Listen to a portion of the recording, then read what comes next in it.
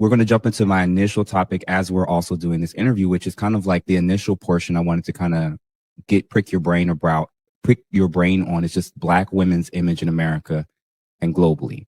So like, what are your initial thoughts about like the state and image of Black women in America and globally in terms of like dating, behavior, attitude, stuff like that? Well, I think there's a misconception of what Black women are, because there's like this hyper fixation on degeneracy right now, especially within our community. And I don't want to go down a rabbit hole, but this is all by design, right? This is all by design to make Black people in particularly look like the most degenerate, the most lazy, most hypersexual, the most, unfit to be wives and unfit to be husbands. It's always this negative trope.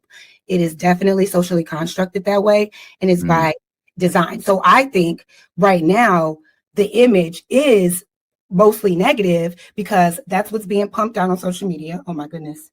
Excuse me. There's a little friend descending from my ceiling. Here we go. I'm gonna stop her because I hate when they do this and they act like what we all witness in reality is fake. Like, oh, this is just propaganda. Because we're not saying all.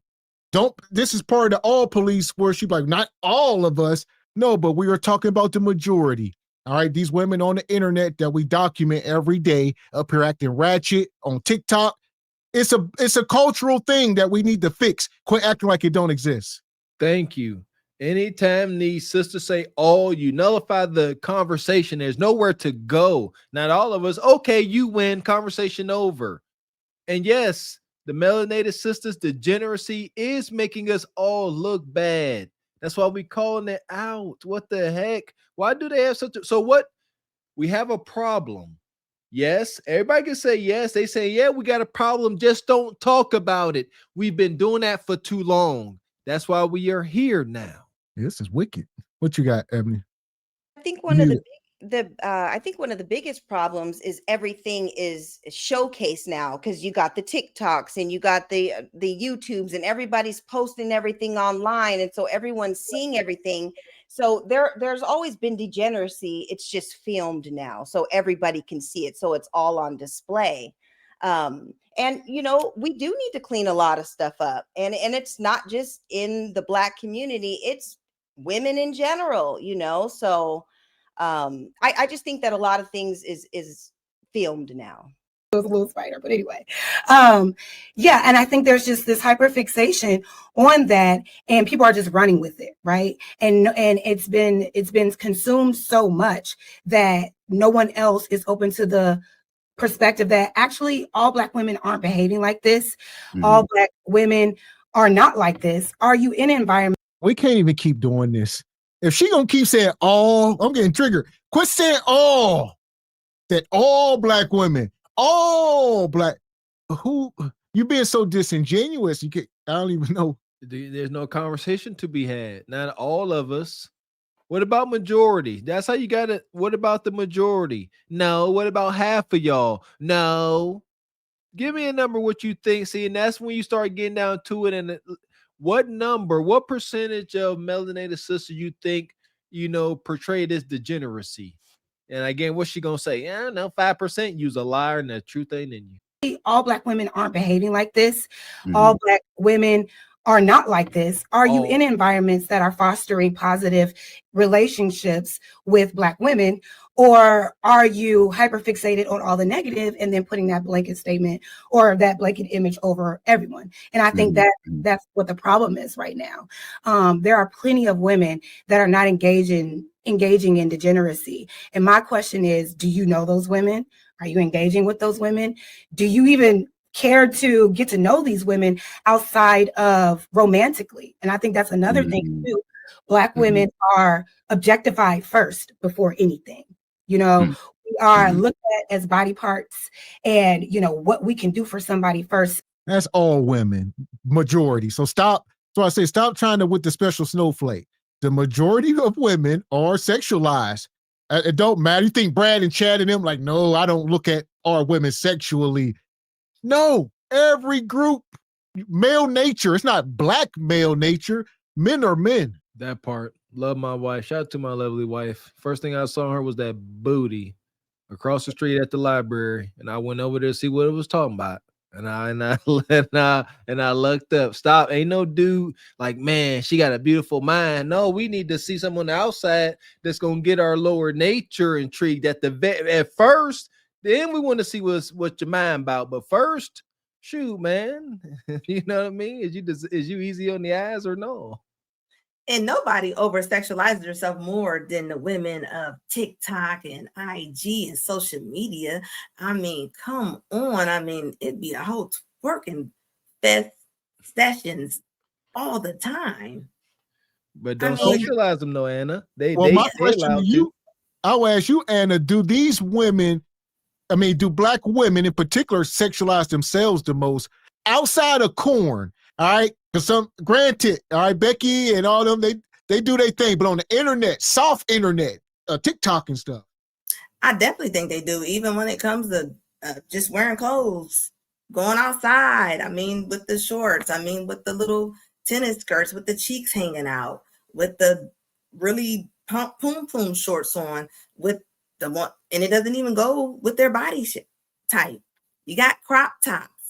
You got stomachs all the way down to your thighs, and we're trying to make it seem like it's regular. It's not regular. And everybody used to get mad at Kevin when Kevin called it out, right? You know, and it's so sad because even now you got, I mean, y'all know that it's unhealthy to be that big, but you still got women that still sit up there and defend it. And yes, we all three of us said what we said, and we don't take it back. Amen. Don't take it back. Y'all, she is a bad faith actor. I guess James is interviewing her because she done made it all the way around the internet getting cussed out by everybody. Sexually than anything else. So it's just like, if we are so upset about this, are we actually trying to change the narrative and tap into the women that are upstanding, that are practicing healthy lifestyles, whether, you know, that's whatever it is that they're feeding themselves, what type of, you know, social media content that they're entertaining, what type of content and lifestyle they're putting out into the world? Are we really paying attention to those positive things, or are we so fixated on the negative? So that's, I feel like that's what it is right now. Yeah. I see a combo of a lot of what you're saying about how the degeneracy, the worst aspects of what happens in every culture. It seems like our culture is the one where the cameras and the music labels are kind of putting that to the forefront and saying this is a representation of them. I definitely agree with you with that, actually. My issue and concern is, and I've kind of mentioned it briefly on panel discussions, it seems like as a culture, we tend to operate in one of two extremes that doesn't really help. The first is that there is almost like a celebration of the worst aspects of our culture as well. We buy the tickets, we pay for it, we show up to the tours, we wear the stuff, we quote the people, we make viral the very things that we also say isn't us, a true representation of us, I feel like. So that's probably my initial thing, is like, it's almost like we're kind of schizo a little bit, because we don't want to acknowledge that the very thing that we're saying, that's not all of us, if it's our homeboy or our girlfriend that's doing it, or if it's a favorite celebrity, we still rock with it in a way, right? And then the second is, even if it's true that it's still a minority, I think we can acknowledge that, like, from a cultural standpoint, I'm not one of those people that looks in the past and says, like, everything was great in the past, everything was perfect, things were so kumbaya. Of course not. It was a mess in a whole host of areas. For sure. There does seem to be a cultural shift, let's just say from the 90s on, in terms of like respect, in terms of even our own individual view of our image. It just seems like we've lowered the bar significantly in terms of our expectations, in terms of like what we would consider class or like respect or basic things that like are now debatable. Listen, this brother up here trying to talk some common sense. He ain't listening. Yeah, a lot of times, like I said, we do a good job of doing enough of these videos. We can sense a person's aura and whole being. Just let them talk. Like I said, we don't need to know, everywhere she been and everybody she cussed out. Right now, I can sense it all. Right now, it's coming through the screen. So people are who they are. And he trying to convince her to see something his way. I already know how this about to go. She ain't here for that. She's here. Shout out to Mr. X. He opened my eyes to these characters up here. She's up here to spew her message, and that is all. She's not going to take in any new information. She sure as heck won't be persuaded one way or another. This is, yeah. Shout out to the brother for, being tactical, but I think he just running in place. It seems like it's almost like on one end, anything goes. People can do what they want, wear what they want, say what they want, act how they want. And then on the other extreme is anybody who kind of points that out, we attack those people. Not the ones who may not be living. I don't know. What are your thoughts about me saying that? I feel like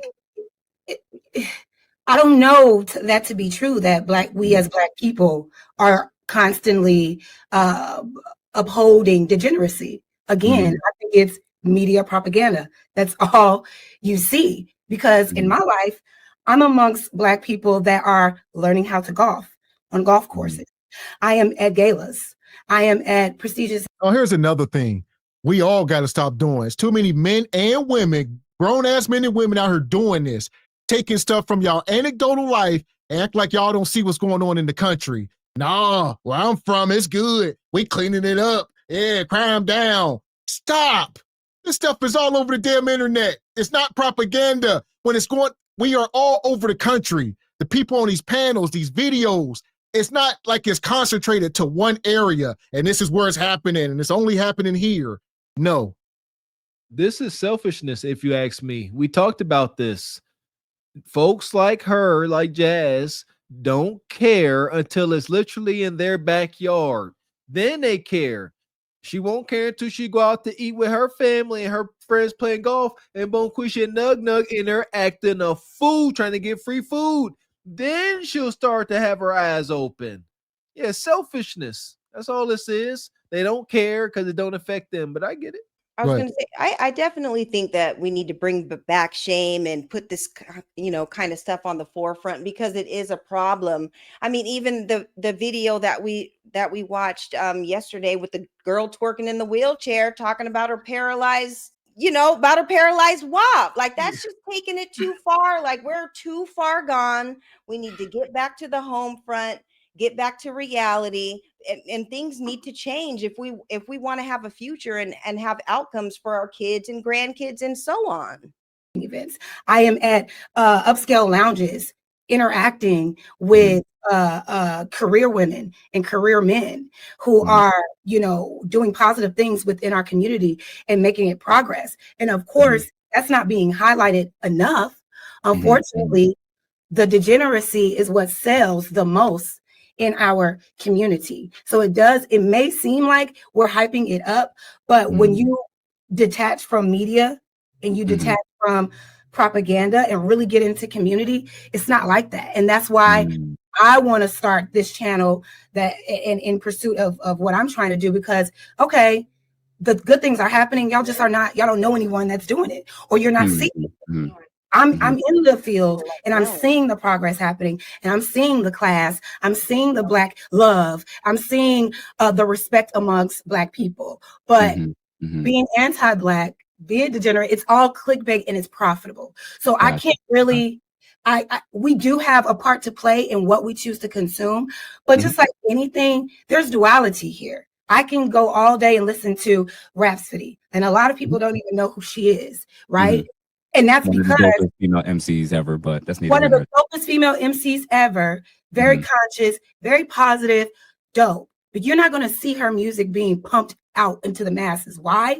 Because music like hers, music like other conscious rappers, that's not what sells the ticket. The people that has the control, that's not profitable. And then also it encourages Black unity. Well, here's the thing. Why can't two things be true, sister? Why do we only got to believe you? Why can't we sit here and say, okay, I will believe your anecdotal experience. Everybody around you is awesome. Granted. Now, why can't you at the same time believe it's just messed up out here? I'm trying to see, why is it such a hard pill to swallow? Why would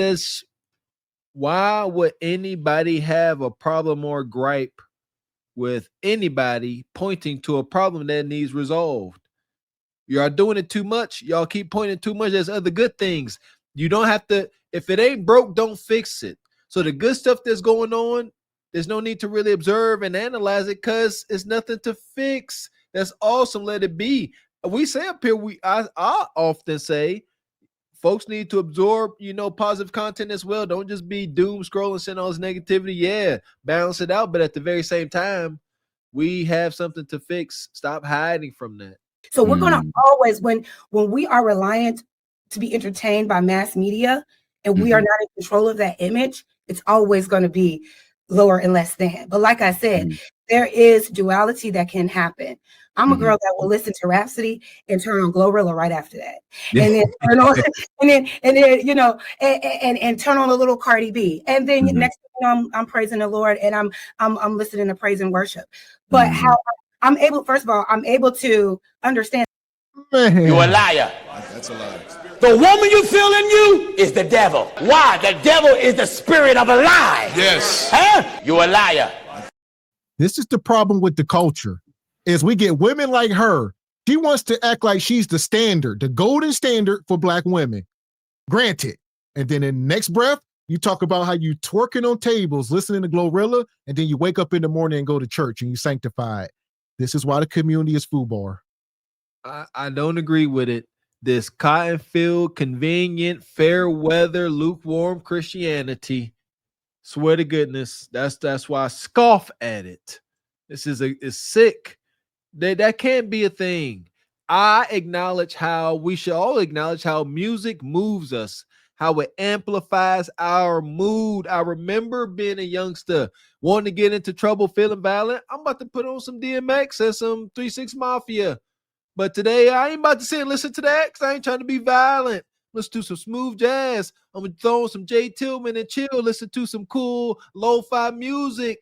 Soothe my soul. Some French horns, or what is he on to now? Some clarinets or whatever he likes. Yeah. Yeah.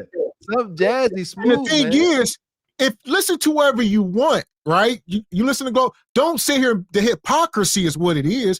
You can listen if you want to listen to that. Granted, don't tell us how you waking up in the morning and you going to church and now you gospel and you both and you can do both because you're a strong woman.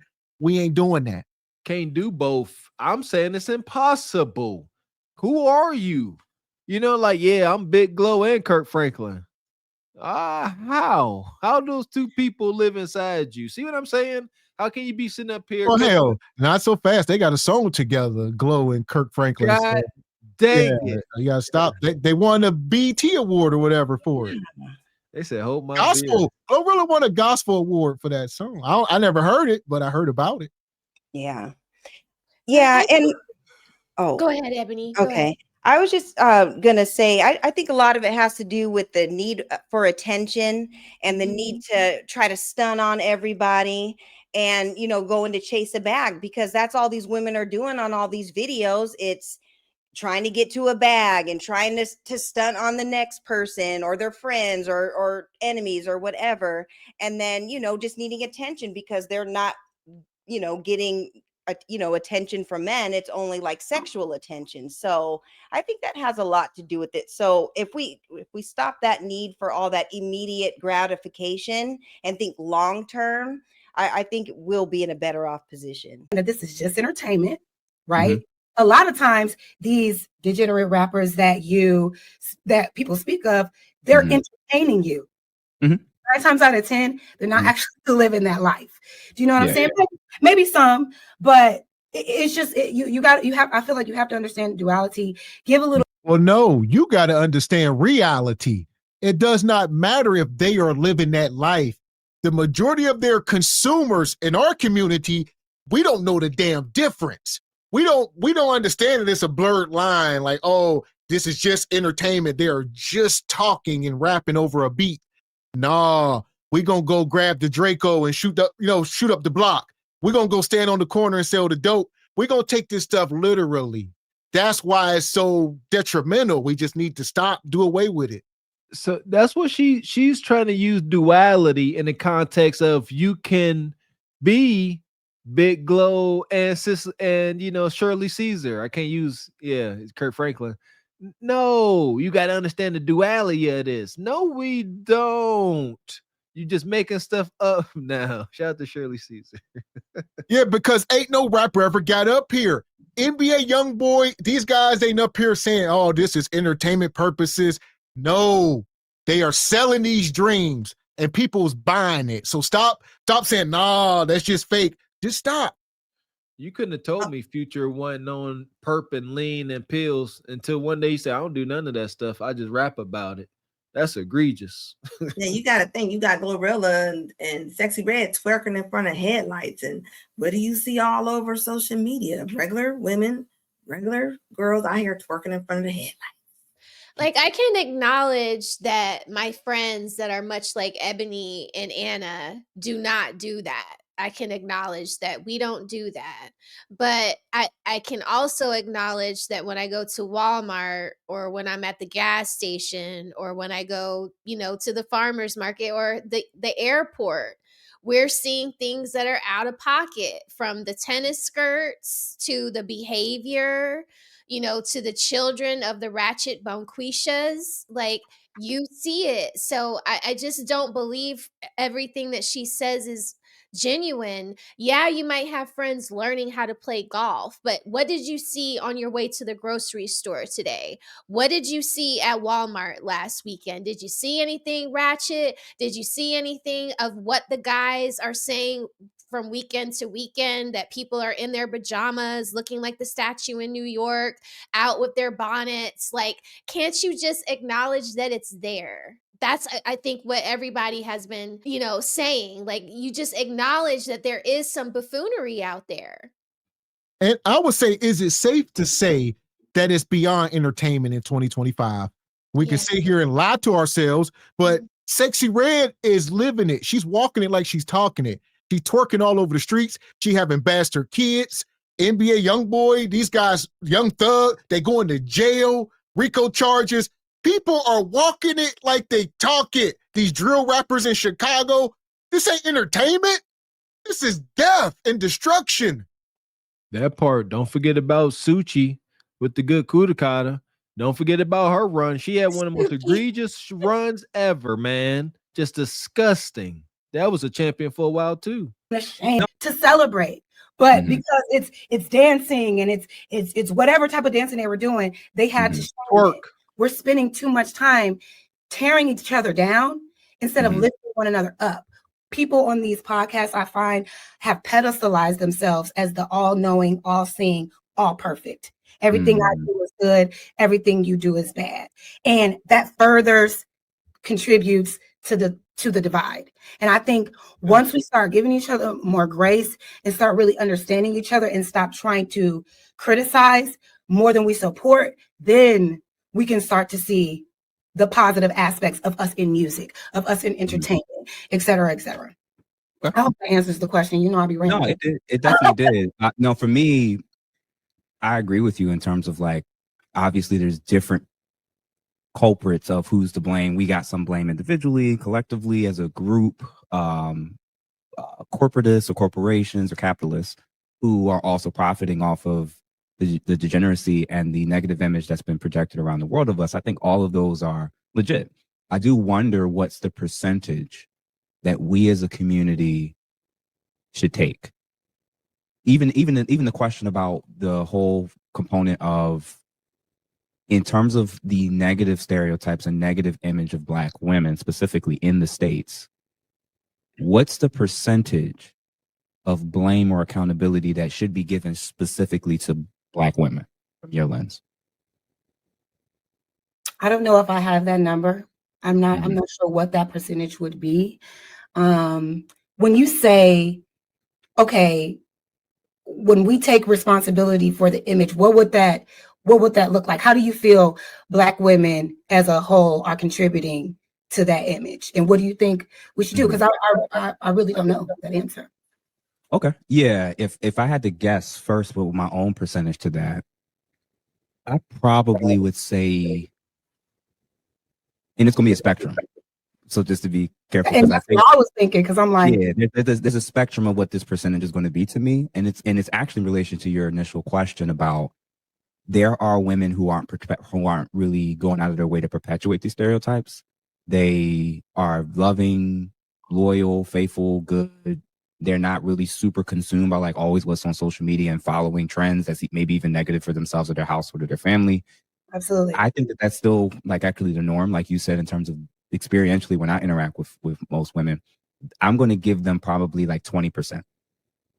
20% of the blame. 20%. And it's related to the sisterhood, but I'll going to touch on the sisterhood later on. I don't know. I don't know if he pandering or what, but 20% of what? What's this number represent of women, their responsibility to the degeneracy? I'm trying to follow him too. It seemed like he about to get into it because he brought up sisterhood and she got that look and he looked a little concerned, like she about to rip his throat out. But I'm not sure what that 20% was. I think she said 0. Like I'm not sure where we're going here. Yeah, because she couldn't answer the question because he asked, what percentage of the responsibility falls on Black women, and she Okay. couldn't give a number, and so he said 20%, which I think it is higher than that. But my question is, what's wrong with just saying, women, we messed up, we led, the younger generations astray, we did things the wrong way, and we got to get back right? Like, what's wrong with atoning and saying we are wrong and we want to do better? Like, that's the first step. It's uncomfortable because that doesn't feel good, Ebony Teen. It doesn't feel good to say we failed you. We messed up. What we thought was right was wrong, and all that. That sucks. That's shame, and that makes you feel heavy. They're not willing to do that. Why? Because a little understanding. Some of these women would have to draw from an empty cup, but that's how you break these curses. Some of us got to draw from an empty cup. That's the challenge. But it sucks, Ebony Dean. That's why they won't do it. And I'll say this, as he's sitting there, like, what do most men do when women are coming at them? Like, they don't say what they really want to say because society will bash men when they really say something about a woman when she's in the wrong. So what do? They walk around. He's walking around her. He talking about some 20%. I don't know where he got 20% from. He must be blind. I think he's slow roasting her, y'all. I think he's about to like walk her because he said it's a spectrum. He did. So maybe he's going to add in more percentages later on, is what I'm hoping, because he usually doesn't simp. He usually tells them what it is, like, or at least what statistics say, because Okay. he's all about the data, allegedly. I don't know, but yeah, I think he's slow roasting her right now. And I'll explain my reason and rationale behind what I think the sisterhood should be versus often how it's seen, how it's experienced from people who's not a part of the sisterhood. And there definitely is a sisterhood amongst Black women, and there's a sisterhood amongst women in general. But I would say 20% for those that are not acting or doing any of those things that's really making us look bad. Those that are perpetuating, and those that are benefiting off of the continuing to perpetuate these things, whether it's on social media, in family court, just in the way in which they view and treat and talk about even their own community or men or even their own children. It's probably like 40, 50%, 40, 50%, because you got to realize that there's less and less examples of that, then it's less and less traction of examples of proof. Like, you could hold up a phone to me all day, like record me and try to show, what my life is like. It's going to be very boring. You could follow me all the time, and it's like, you're right that they're taking the examples for us and trying to make it seem like it's the majority of us or almost all of us. But there's also so many examples in every city. And when you work in the hood, when you've lived in the hood, when you do nonprofit work in the hood, you can't deny the bodies. You can't deny the chaos. You can't deny, like, if I told you how many people in the last 4 or 5 years I've seen stabbed, shot, or dead, 1 block or 2 blocks are right in front of my job, you'd be like, what? And that's also a real thing. And I'm like, I'll factor in. And here's the deal. Part of her theory, and people that think like her, They're going to say the vast majority of black people don't live in the hood. This is where we at. So she's going to say, she'll grant you that. Then she's going to say, most of us are upper class and we live great lives. Yeah, we live in penthouses. I don't know what you're talking about. That's not true. That can't even be true with the single mom rates. Like, you can't even try to make that true. We wish it was, man. We don't want to see our people downtrodden the way they are.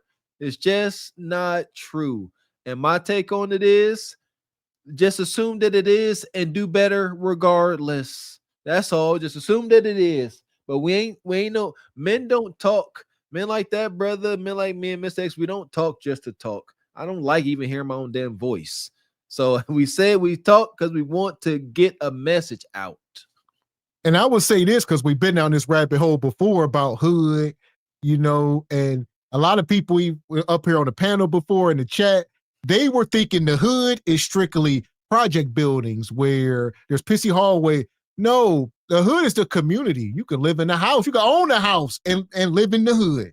So it comes down to the school district, the crime, all that stuff. It's a all-encompassing.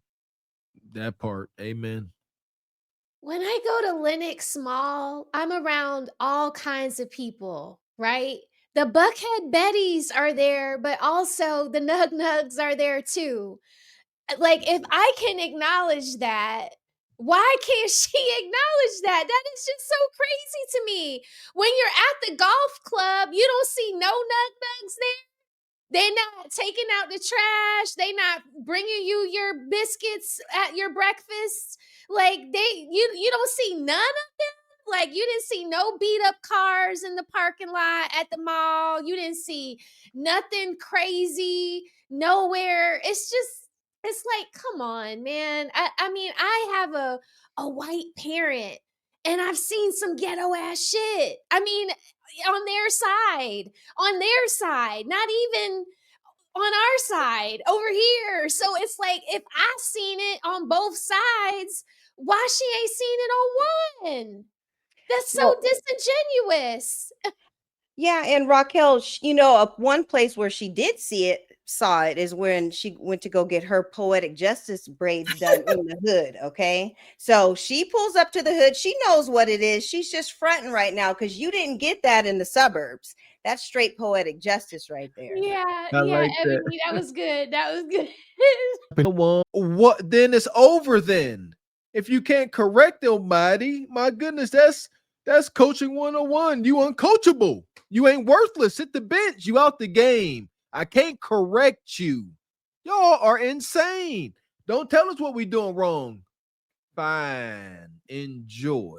And that's the culture. The culture is it's okay to bash men, make fun of men, but you can't say nothing to the women. This is why I said the last time. This is why you got them walking around in pajamas. You got them walking around in bonnets.